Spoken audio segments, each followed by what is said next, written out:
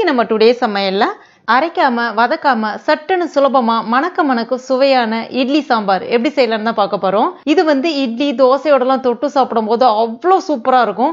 சுலபமா வேலையும் முடிஞ்சிடும். எப்பவுமே இந்த சாம்பார் தான் நான் எங்க வீட்டுல அடிக்கடி செய்வேன். ஏன்னா சுலபமா வேலையும் முடிஞ்சிடும், நல்ல டேஸ்டாவும் இருக்கும். இதை இப்ப நம்ம எப்படி செய்யறதுன்னு பார்க்கலாம்.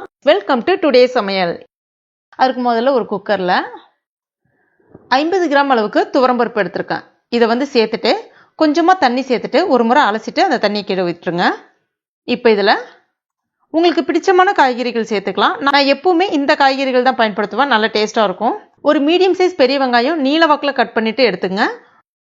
கூடவே ஒரு தக்காளி பழம், ஒரு 10 போல சின்ன வெங்காயம் எடுத்திருக்கேன்.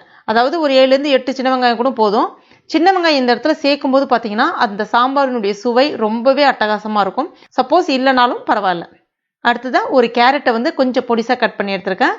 அடுத்ததா பீன்ஸையும் அதே மாதிரி பொடிசா கட் பண்ணி எடுத்திருக்கேன்.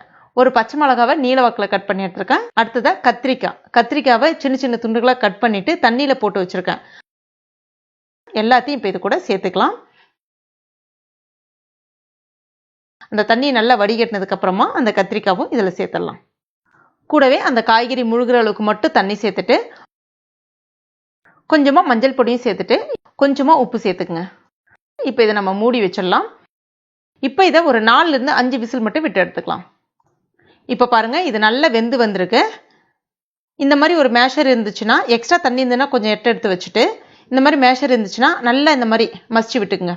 இந்த மாதிரி மசிக்கும் போது பாத்தீங்கன்னா சில பேர் காய்கறிகள் விரும்பி சாப்பிடவே மாட்டாங்கல்ல. இது நீங்க குழந்தைங்களுக்குலாம் கொடுக்கும்போது பாத்தீங்கன்னா அந்த காய்கறிகள் எல்லாமே அந்த குழந்தைங்களுக்கு சேர ஆரம்பிச்சிரும். நல்ல டேஸ்டாவும் இருக்கும் இந்த மாதிரி மசிச்சு விடும்போது. அதாவது ரொம்பவும் மசிச்சு விட்டுறாதீங்க, ஓரளவுக்கு இந்த மாதிரி லைட்டா மசிச்சு விட்டுங்க.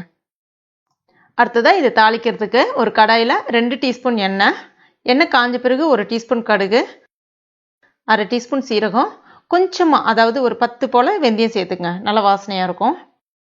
இது எல்லாமே பொரிஞ்ச பிறகு கூடவே 2 வரமிளகா, கொஞ்சமா கருவேப்பிலை இலைகள், ஒரு சின்ன நெல்லிக்காய் சைஸ் அளவுக்கு புளி, ரொம்ப நிறைய புளி சேர்க்கக்கூடாது, ஊற வச்சுட்டு அந்த புளி தண்ணியை மட்டும் கரைச்சி வச்சிருக்கேன், அதையும் சேர்த்துக்கலாம். கூடவே இன்னும் கொஞ்சம் தண்ணி சேர்த்துக்கலாம்.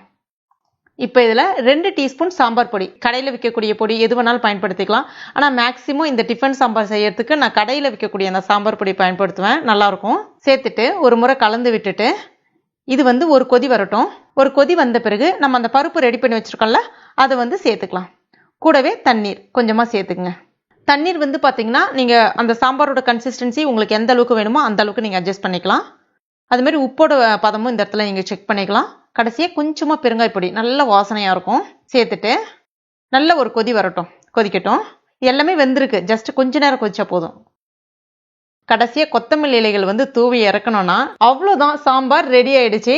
இந்த சாம்பாரை அப்படி இட்லி மேல ஊத்திட்டு சாப்பிட்டீங்கன்னா அவ்வளவு சூப்பரா இருக்கும். சும்மா தொட்டுலாம் சாப்பிடக்கூடாது, அப்படியே நிறைய சாம்பாரை ஊத்தி சாப்பிட்டீங்கன்னா அவ்வளோ சூப்பரா இருக்கும். கண்டிப்பா ட்ரை பண்ணி பாருங்க, அடிக்கடி செய்வீங்க. ஏன்னா அந்த அளவுக்கு இந்த சாம்பார் நீங்க செய்து கொடுத்தீங்கன்னா பிடிச்சு போயிடும்.